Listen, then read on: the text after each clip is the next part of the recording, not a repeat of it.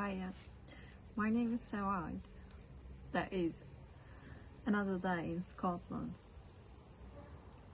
with gentle summer breeze. I like this air so much, and there is no cloud, only the open air, the sunshine and the gentle breeze a little bit.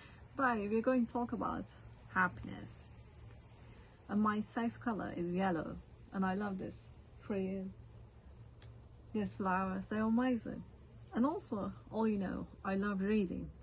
And today I'm going to read you another book which is called Happiness here. It's from Christophe Andre.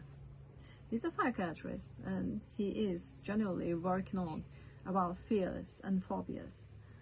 And he's quite good. So, by the way, I bought this from one of the National Trust houses as a bookmark, and it's right in there, features sunshine strollers. I leave this place for you. It's amazing because I love sunshine.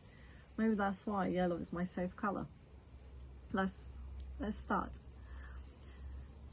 Frederick's lesson: what makes a couple happy?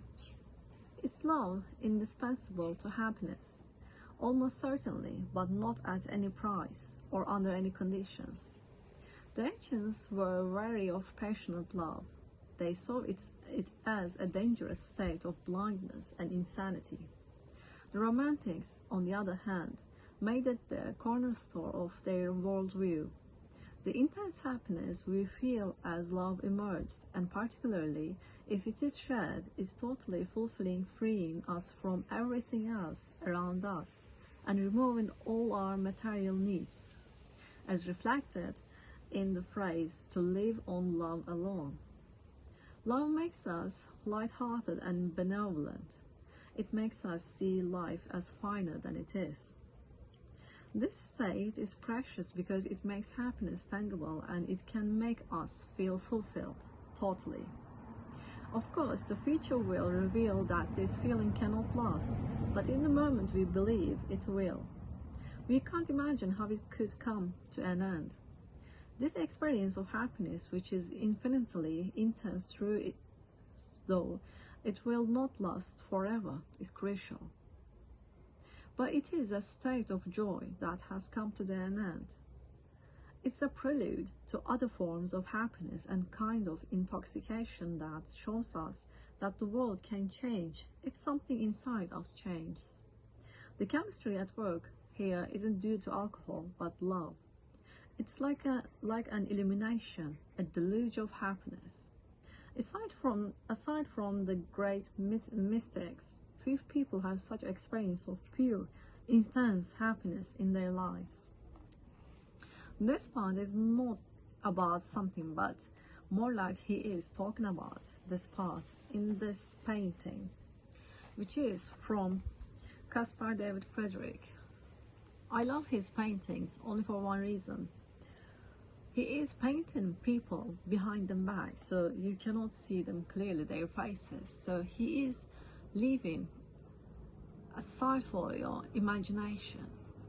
Even you can imagine yourself, you are sitting on there and someone's looking behind your back. Sometimes there are people sitting and looking somewhere on the boat, or sometimes in a cliff, or the other places he's choosing. So I think art is important more than anything, because I'm a writer and I know if there is no art in your life, you're just feeling a bit lack of happiness. And also, it's my opinion, art is... I'm so sorry, there's a plane. And I'm thinking, art makes you happy and also art helps you to see the other things clearly and much better. And you don't have to experience everything in this life because we don't have that long life.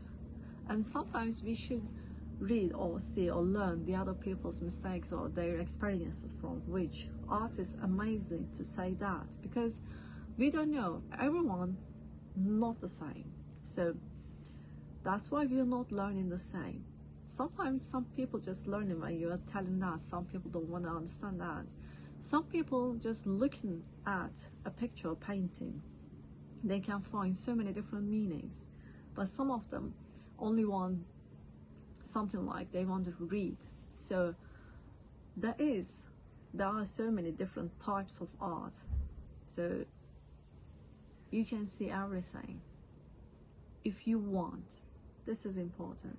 You can learn the other people's life, their mistakes, their strugglings, and so many other things, so many other informations about them. And it's not some kind of curious about their private life. It's more like being curious about their experiences, because they can also teach us so many things. And in that time, I was always thinking, what would that happen if I was living another life, not just here, whatever I'm doing right now.